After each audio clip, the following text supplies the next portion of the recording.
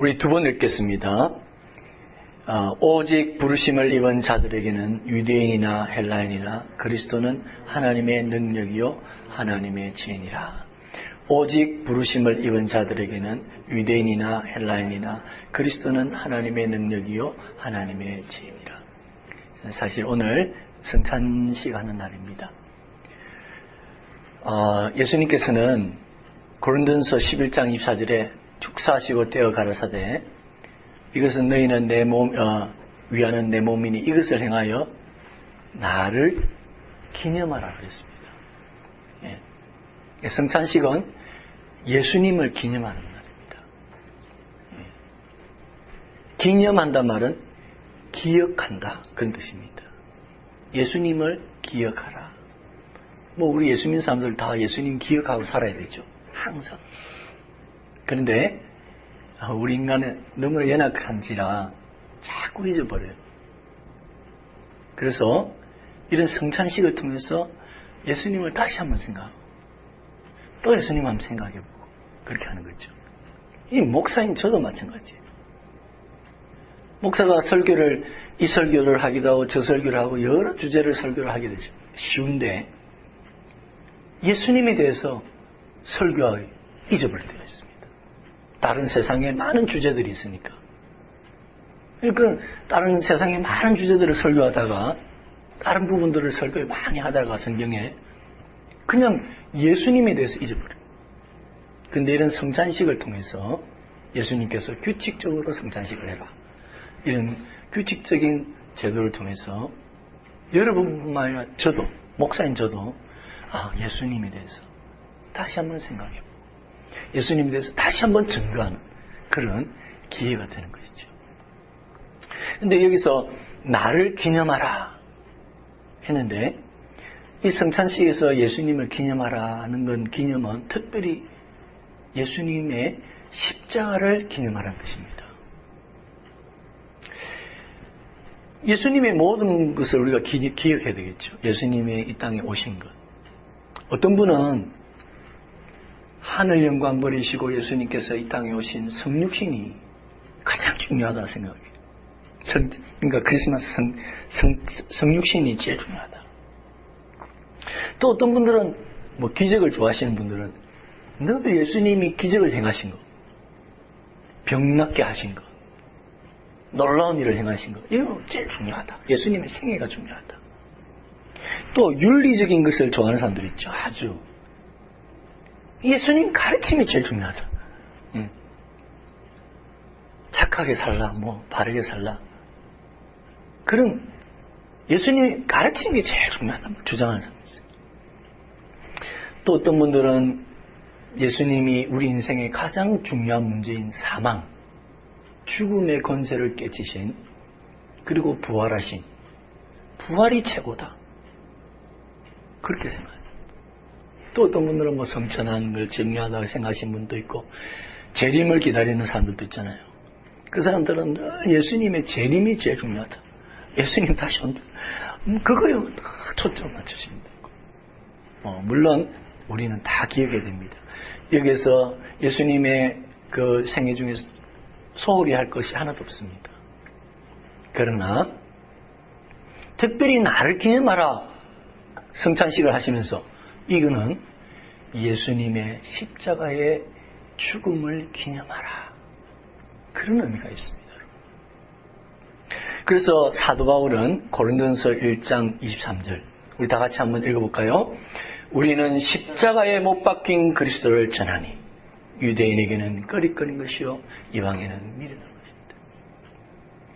우리는 복음을 전하는데 어떤 복음을 전한다고요? 십자가에 못 박히신 예수님을 전한다는 거예요. 예수님과 예수님의 십자가를 전한다. 우리의 복음은 핵심은 십자가다. 그렇게 했어요. 고린도전서 2장 2절 다 같이 읽겠습니다.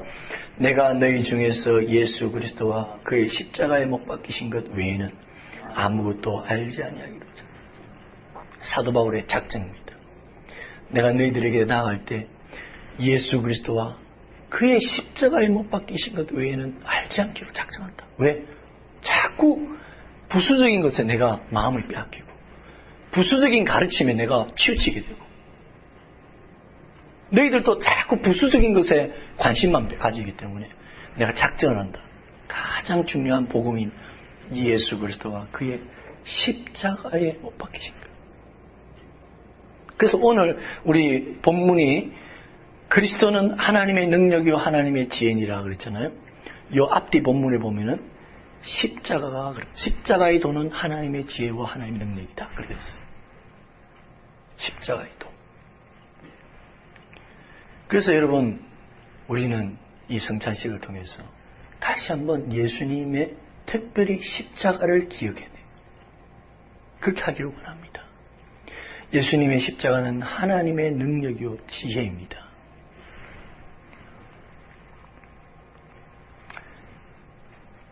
인간의 능력과 지혜의 한계를 먼저 좀 말씀을 드리고 싶습니다. 사람들은 지혜와 능력을 추구합니다. 성경에 보면 유대인들은 능력과 기적, 기사 이런 것을 추구하고 헬라인 누굽니까? 소크라테스 이런 사람들 그리스인들을 헬라인이라죠. 철학을 탄생시킨 헬라인들은 지혜를 구하나 그랬습니다. 그래서 모든 인간은 지혜와 능력을 추구한다는 것입니다. 그런데 여러분 지혜와 능력은 다른 게 아니고 동전의 양면입니다. 아닌 것이 힘이다. 그런 말 있죠. 아는 만큼 가능성의 범위는 넓어집니다. 그래서 사람들은 지혜를 통해서 능력을 추구하고 능력을 통해서 지혜를 추구하는 거죠. 이것은 다른 것이 아닙니다. 근데 그 인간의 그 지혜와 능력이 총체적으로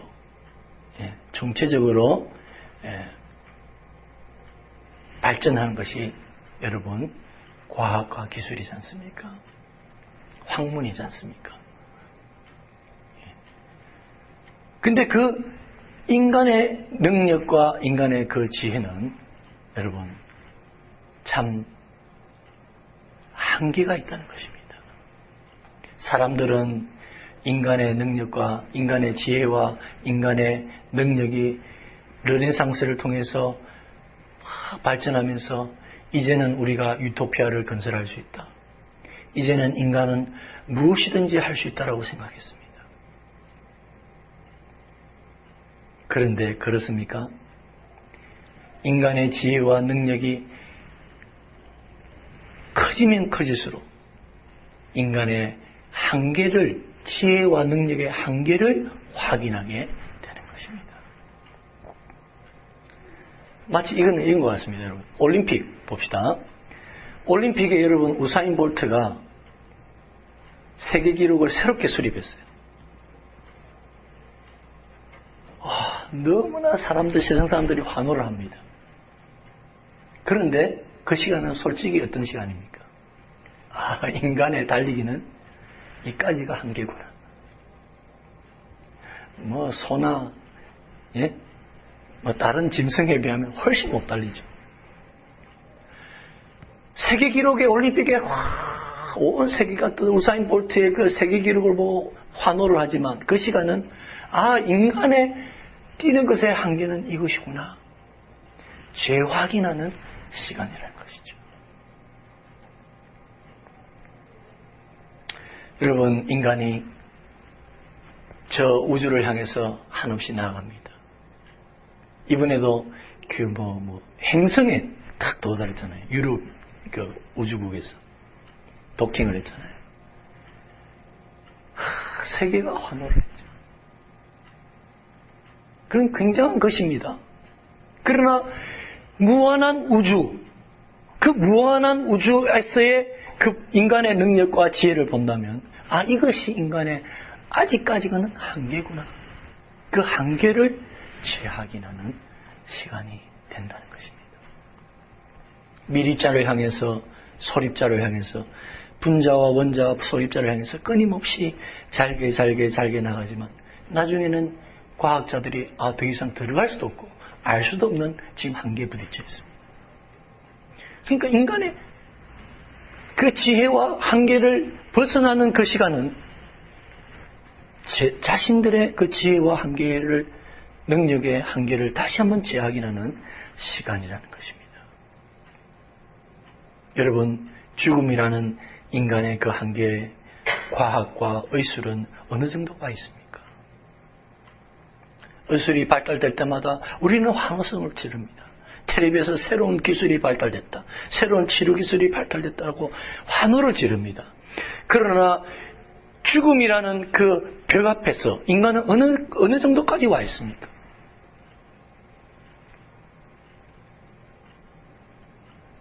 우리는 그 한계를 느끼게 되는 것이죠.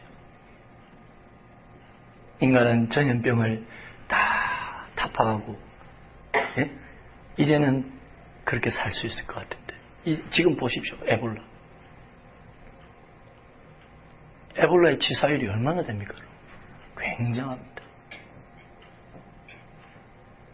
엄청나게 치명적입니다. 근데 지금 이 에볼라가요, 정말 퍼지면 한정이 없이 퍼질 수 있는 그런 인간의 연약함을 지금 보여주고 있는 것입니다. 근데 다행히 에볼라는 이 인간의 체액을 통해서 번집니다. 공기를 통해서 안 번지고, 감기처럼. 그게 다행이죠. 만약에 사스처럼, 에볼라가 사스처럼 공기를 통해서 번졌다. 인류는요, 파멸에 직면하는 것입니다. 근데 그런 일이 없을 수 거라고요? 아닙니다. 조류독감은 인류 역사상 한 번도 조류를 벗어나서 인간에게 번진 적이 없었습니다. 그런데 이 시대에 와서 조류를 넘어서서 인간에게 전염됐습니다. 그렇게 변형을 됐습니다.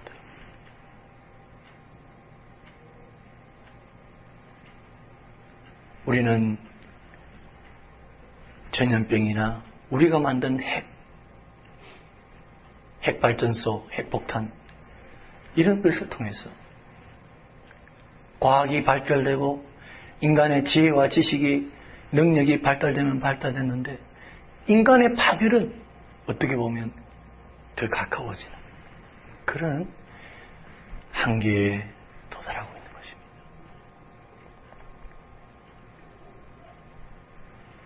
그래서 성경은 인간의 지혜를 이렇게 말씀하고 있습니다. 로마서 1장 21절 23절에 하나님을 알되 하나님으로 영화롭게도 아니하며 감사치도 아니하고 오히려 그 생각이 허망하여지며 미련한 마음이 어두워졌다. 인간에 대해서 하는 말입니다. 스스로 지혜 있다 하나 우준하게 되어버렸다. 썩어지지 아니하는 하나님의 영광을 썩어질 사랑과 금수와 버러지의 형상의 우상으로 바뀌었느니라.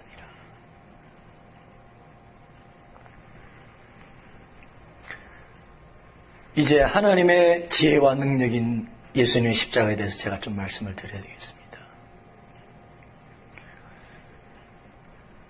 고린도서 1장 23절에 우리는 십자가에 못 박히신 그리스도를 전하니 유대에게는 꺼리꺼린 것이요 이방인에게는 미련한 것이다 그랬습니다. 인간에게는 십자가가 미련한 것이다 그랬습니다. 꺼리꺼린 것이다 그랬습니다. 유대인들은 표적을 구하고 기적을 구하는데 십자가는 너무나 무능하다는 거죠. 예수님이 십자가에 못 박혔을 때 유대인들은 그렇게 했습니다. 당신이 하나님의 아들이라면 그 십자가에서 내려와 봐라. 침을 뱉으면서 그랬죠. 욕을 하면서. 네가 평소에 다른 사람을 구원한다고 하는데 네 스스로 네 자신을 한번 구해봐라. 너 자신도 너 자신을 구원하지 못하는데 무슨 다른 사람을 구원하냐. 그렇게 하면서 침을 뱉었습니다. 예수님은 하나님의 아들이십니다. 예수님은 하실 수 있습니다. 십자가에서 내려오실 수 있습니다. 그러나 무능력하셨습니다. 안 하셨습니다. 십자가는 무능력입니다. 유대인들의 보기에는 무능력합니다. 헬라인들은 어떻습니까? 얼마나 저 사람이 죄를 지었길래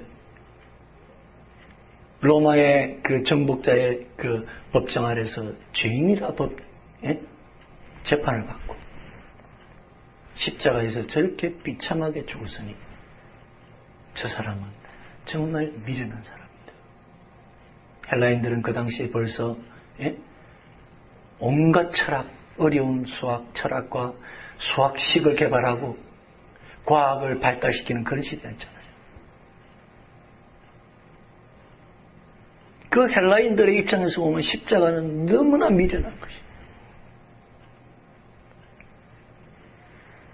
그러나 성경은 말합니다.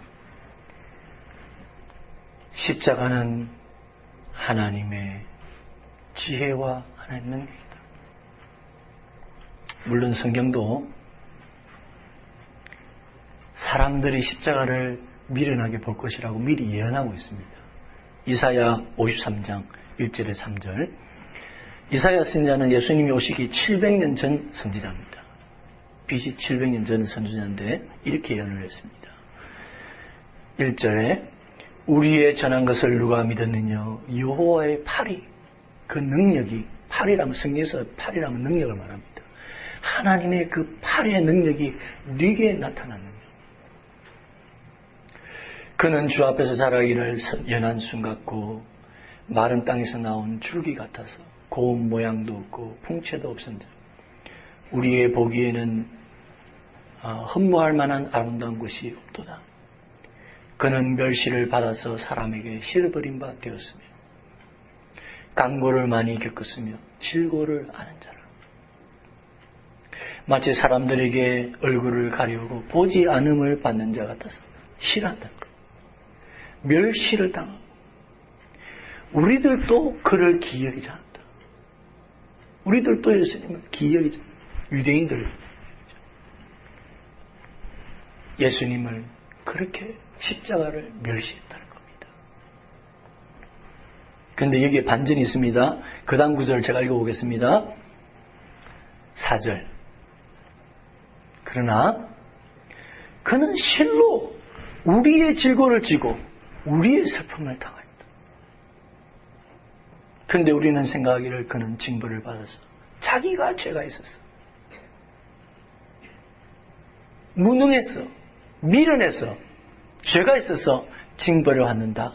그렇게 하나님에게 맞는다. 고난을 당한다. 생각한다는 거죠. 그런데 실제로는 무엇입니까? 십자가에 달리신 그분은 우리의 당해야 할 고통, 우리의 당해야 할 질고, 우리의 슬픔, 우리의 불행, 그것을 십자가에서 대신 지셨다라고 성경은 말씀하고 있습니다. 자, 5절입니다. 중요한 말씀 제가 계속 읽으면 봅니다. 그가 찔림은 우리의 허물을 인하며 그가 상함은 우리의 죄악을 인함이라. 그가 십자가에서 못 박히신 것은, 옆구리에 창이 찔리신 것은, 머리에 가시관 서신 것은 우리의 허물과 우리의 죄악을 인함이라고 했습니다. 자, 지난주에 설교 제목 기억나십니까? 설교의 내용, 본문 기억나십니까? 너희도 이와 같이 회개치 않으면 다 어떻게 되리라? 망하리라. 인간의 모든 불행과 인간의 모든 아픔과 모든 질병과 모든 죽음과 모든 문제의 근원은 죄라고 예수님 말씀했습니다. 사람들은 말하기에 정치적인 문제다. 사람들은 여러 가지 과학적인 문제다. 과학이 발달해서 여러 가지 문제를 말하지만 예수님께서는 모든 인간의 근본의 문제는 죄라고 말씀하셨습니다. 지난주에 말씀 나눴습니다. 그 죄 문제를 대신 지시고 십자가에서 죽어주시는 분이 예수님이십니다. 그가 찔림은 우리의 허물을 인하며 그가 상함은 우리의 죄를 담당하시는 것입니다.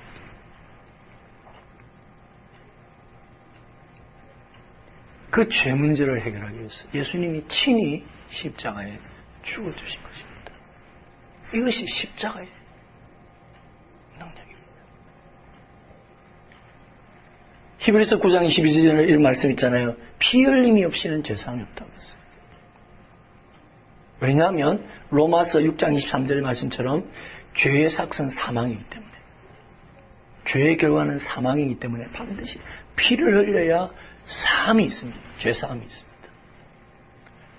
이 문제를 해결하기 위해서 하나님은 지혜를 내셨습니다. 이 하나님의 지혜입니다. 하나님의 지혜는 당신의 독생자 예수님을 죄인인 우리를 대신해서, 우리의 죄를 대신해서 예수님께서 십자가에 죽어주십니다. 그래서 죄 문제를 해결하는 이것이 하나님의 지혜입니다. 조금만 더 넘어가겠습니다. 이사야 53장 5절, 그가 징계를 받음으로 우리가 평화를 누리고 그랬습니다. 예수님의 십자가의 그 징계를 통해서 우리가 평화를 누립니다. 의술과 과학은 영적인 질병과 정신적인 질병을 인정하지 않죠. 영적인 세계를 인정하지 않습니다. 이해를 합니다. 과학이 하나님을 인정하고 과학이 영적인 세계를 인정하면 과학이 성립이 안 되겠죠. 조금은 이해합니다. 그러나 그것이 과학의 한계입니다.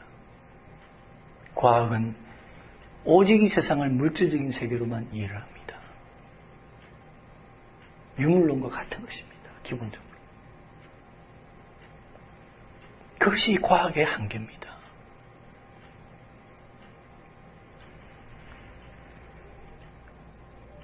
정신적인 질병, 영적인 질병.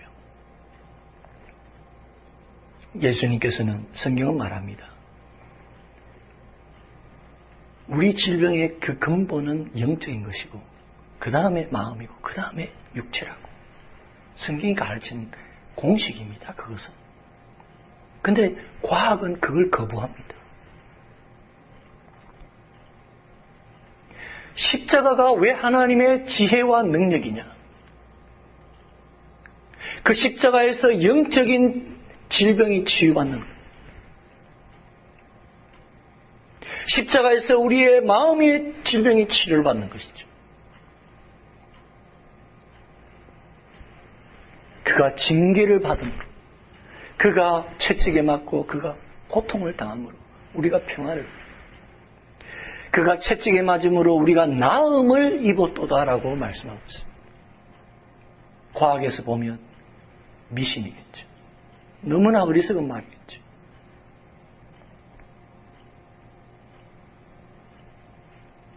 그러나 십자가는 우리의 영혼을 구원할 뿐만 아니라 우리 영혼을 치유하고 우리의 심령을 치유하고 더 나아가서 우리 육체까지 치유하는,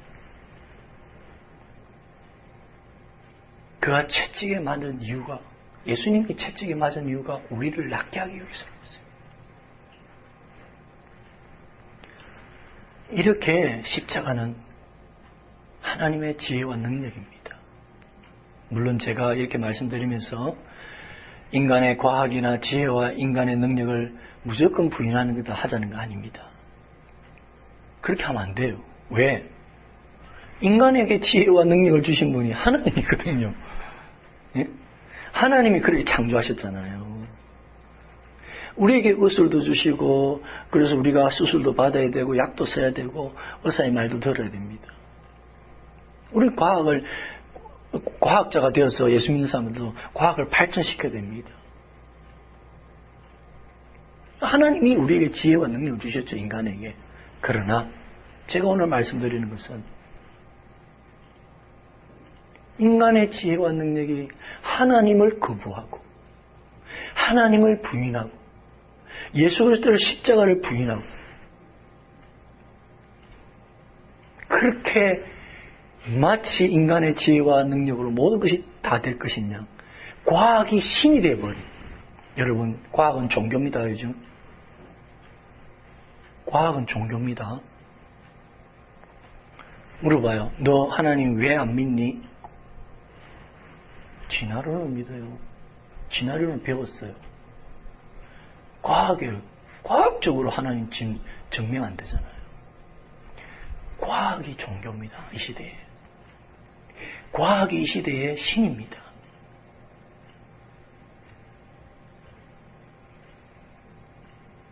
그러나 분명하게 말씀드린 것. 과학은 영적인 세계, 정신적인 세계를 알 수도 없고 알지도 않고 인정도 하지 않는다는 사실입니다.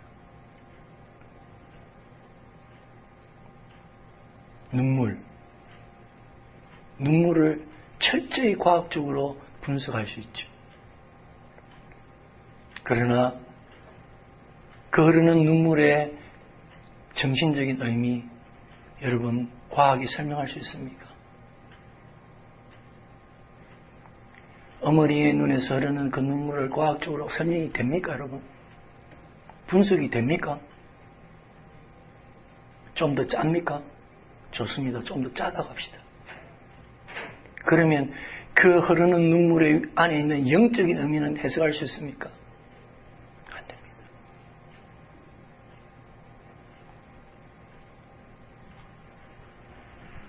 과학이 너무나 교만해져. 하나님까지 부인하는. 제가 지금 그것을 말씀드립니다.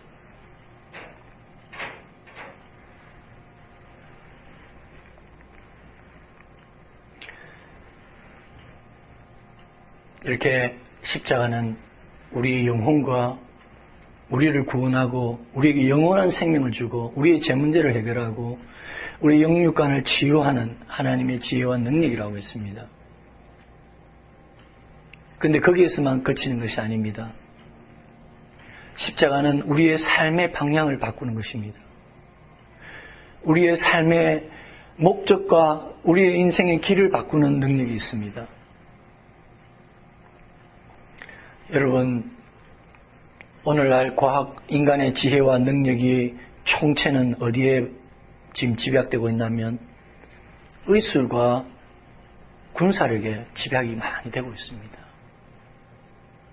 물론 그 기술에서 다른 데서 많이 배우죠. 우주과학도 사실은 군사력에서 많이 배우고 의술에서 많이 배우고 인간의 그 지혜와 능력이 총체적으로 집약돼서 나타나는 것이 지금 의술과 군사력입니다. 의술은 나를 살리는 것이고 군사력은 사람을 죽이는 겁니다. 사람을 살리기 위해서 의술은 끊임없이 발달되고 있고 군사력은 사람을 죽이기 위해서 발달되는 거죠. 또 거꾸로 말하면 이렇습니다. 총체적으로 말하면 의술이건 군사력이든 아군은 살고 적군은 죽이는 겁니다. 그것이 바이러스든지 그것이 적이든지 그것이 공산주의든지 아군은 살고 적군은 죽이는 것이 의술과 군사력입니다. 그런데 십자가의 지혜와 능력은 그렇지 않습니다. 십자가의 지혜와 능력은 자기가 죽어서 남을 살리는 겁니다. 그것이 인간의 지혜와 능력과 틀린 것입니다. 길이 틀립니다. 십자가의 지혜와 능력은 자기를 희생하고 자기가 하나의 미랄이 되어서 다른 사람을 풍요롭게 하는 것입니다. 십자가는 자신이 가난해서 다른 사람이 부욕해 하는 것입니다. 십자가는 자기가 낮아져서 다른 사람을 높이는 것입니다. 십자가의 길은 틀립니다. 여러분, 과학과 인간의 지혜와 능력이 수준이 낮다는 의미가 아닙니다. 문제는 근본적으로 방향이 잘못되었습니다. 추구하는 방향이 십자가와 다릅니다. 인간의 지혜와 능력이 보기에 십자가의 지혜와 능력이 너무나 미련해 보이는 이유가 방향이 틀리기 때문에 그렇습니다. 그들은 자신이 살고 남이 죽는, 내가 부유하고 내가 성공하고 내가 잘되고 무엇인가 내가 무언가 잘되는 그러한 방향을 추구하지만 십자가는 안 그렇습니다. 자신이 죽고 자신이 희생하고 자신이 낮아지고 자신이 가난한 이 방향이기 때문에 인간의 지혜와 능력에서 보면 너무나 미련하고 싫은 거예요. 싫은 길이에요. 싫습니다.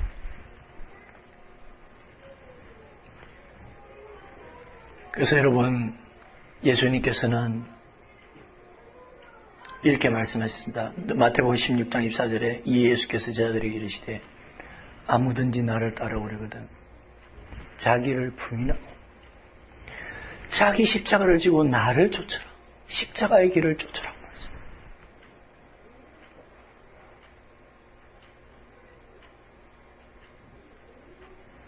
여러분, 우리가 과학과 여러분 이 세상에 우리가 인정해야 됩니다.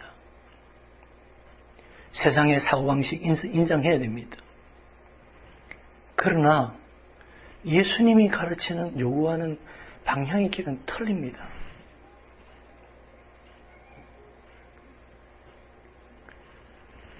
싫지만 어렵지만 길이 틀립니다. 가치관 자체가 틀리고 인생의 철학 자체가 틀립니다. 인간의 지혜와 능력이 추구하는 방향과 하나님의 능력과 지혜가 추구하는 방향이 틀리다는 것이죠. 그래서 여러분, 이제 말씀을 정리하겠습니다. 사랑하는 성도 여러분, 인간의 지혜와 능력의 입장에서 보면 십자가는 너무나 미련하고 너무나 무능력해 보입니다. 그러나 하나님의 능력이요 지혜라고 성경은 계속해서 말하고 있습니다. 여러분, 십자가를 잃어버리지 마세요. 기억하세요.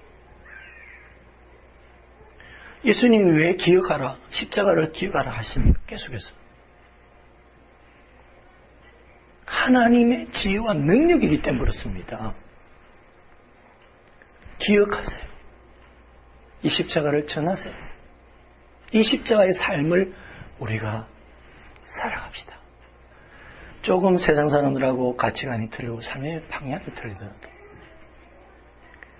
우리는 주님이 가신 그 길을 갈 수 있는 그런 복된 성도님들 되시기를 주님의 이름으로 축원합니다. 잠시 우리